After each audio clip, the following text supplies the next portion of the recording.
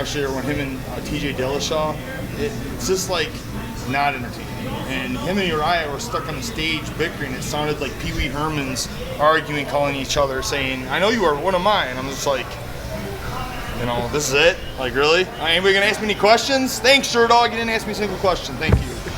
So that was, you know, I mean, the press conferences, guys are supposed to make some interest. You know, we got to talk, but put a little thought into it maybe. Heavyweight division, we're like, I think the friendliest of all the divisions. We're like very all nice to each other and stuff. But I still managed to figure a way to have fun with it. You know, at least make the fights interesting. So I don't know. What else? What's your thoughts? How frustrating is that for you to come all this way out and then to sit there through like an hour's worth of media and then not have somebody ask you something? It's not frustrating at all. I've been in situations like that. It's kind of a dues paid. And once I have the title, and I think when I get on stage next time I do one of these, I'll get asked plenty of questions. Right now, just to have my presence there, I think is a statement. There was 18 of us maybe. I mean, there's 600 some employees in the UFC, and here I am separating myself from the rest of the pack, getting to be my first main event. So those things right there are the important things. Getting a chance to go and perform on a stage as a main event. I think getting asked questions will come in time when time's right.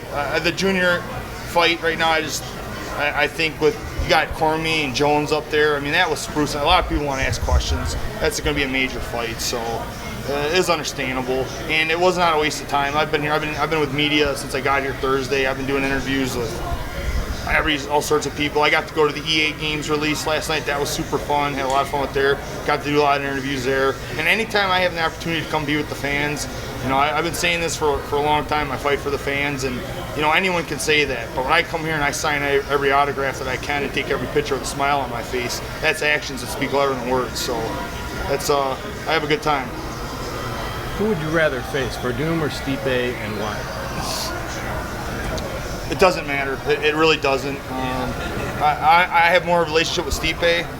I'd say we're more friends. Like if him and I could easily see us been training partners. We'll be friends after the sport, after we're both done with the sport.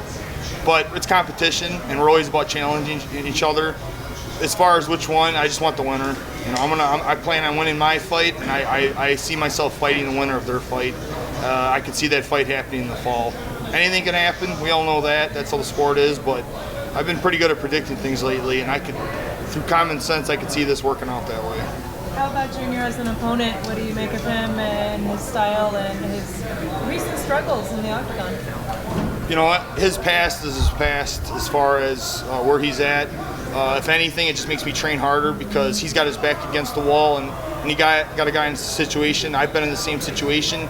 You know, you got something to prove. You got kind of that extra pressure on your shoulders. So he's going to come out and try to perform. His fighting style is entertaining. I always like watching Junior fight, and it's a good fighting style to fight against because I know we're going to give Croatia a great show. Junior doesn't back down from anybody, so I respect him as well. A lot of the opponents that were offered to him just didn't want to fight him. Now that it came out, I was being told it was injury. Now the fact is that they're getting booked for fights after the fact, or they're calling out for Roy Nelson when they easily could have fought Junior Dos Santos. So it just shows a lot of these guys are cowards, and they pick and choose. Junior is not. He's a warrior, and him and I have proven we'll fight anybody, and that's why I'm excited for our fight. I know it's going to be a great show, and we're going to go over into Europe. We're going to help build the UFC presence there, and I'm excited for it. And for the fight, as far as him, it's just look at the guy's accomplishments. He has a whole country behind him. He's got, you know, all South America believes that he can win, and they're behind him. So that's what's going to make this such a great fight. And the guy's done a lot. And the three guys that are ranked in front of me, he's beat them all. So that's why this fight means a lot to me. This fight means more to me personally than anything. I told everyone after my last fight that, you know, I have my number one priority is taking out these top guys. So UFC said, oh yeah, and they called up and said, you know, you want to back that up? And I said, absolutely. So 5 weeks, main event. Did you ever think in your career you'd be fighting in Croatia? Nope, I never thought about it.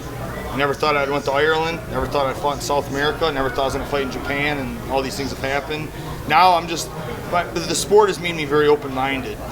Anything's possible. Anything can happen, and it continues to do that. That's how the sport works. So I just do my very best to prepare for anything. Fighting in the United States, yeah, it's a little bit easier for me, but an opportunity to go to Croatia, it's good because Junior's having to travel there too. I'm traveling there too, so I feel like it's a neutral ground, and the atmosphere is going to be awesome. I got to go spend some time there. The Croatian fans are amazing, and just Europe in general is just a huge fan base that we're just starting to tap into, and I'm excited to be a part of this growth. Ben, you've had a couple amazing submissions recently. How much of that do you attribute to new skills in grappling, and how much do you attribute to just pure strength in grappling? So I'll just let you guys know what the go-go choke a little bit. Some people don't know anything about the choke. Obviously, it's newer. My submission skills, this is 16 years in the making. It took me 10 years of developing a foundation. It was 6 years of the Militish camp. My 5 years prior to that, I've been developing myself to even understand what Luis is trying to teach me. Took 10 years. Then once he started showing me, it took another 5 years of working all this stuff to the point where I'm bringing it in the cage and using it effectively. We have a full arsenal. We're ready to fight off our back, a fight on top, and it's just that's what makes me so confident and strong, because I know I can win the fight anywhere the fight goes. But the go-go choke, I'll explain. Luis is 130 pounds. He submits guys bigger than me, guys his own size, everyone. Our rule of jiu-jitsu is if it doesn't work against anyone, it's no good. We don't use it.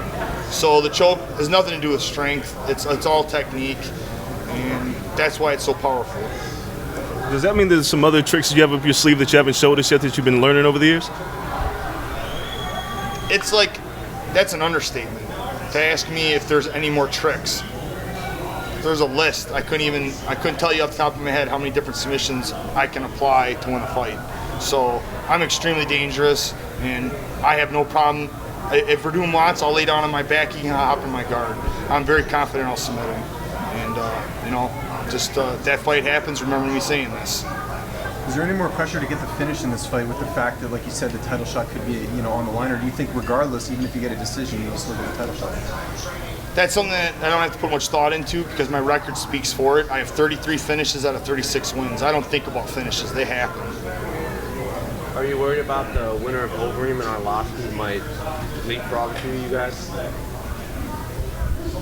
Had I not taken a fight and Overeem was going to fight Andre Arlovsky, yeah, if I just sat, placed it, and was waiting, then things could have changed. The fact that I took this fight, I'm staying active. I think I'm going to stay a step ahead of Overeem.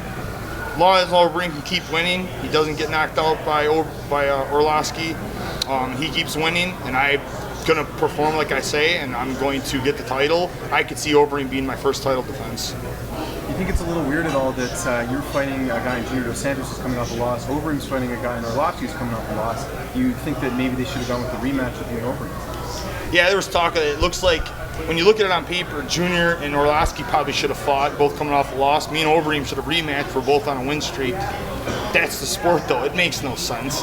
And the way I look at it is, all four of us are top guys. Coming off a win or a loss, it doesn't matter. We all have the credentials to back our names, and the fights are meaningful. That's the way it is.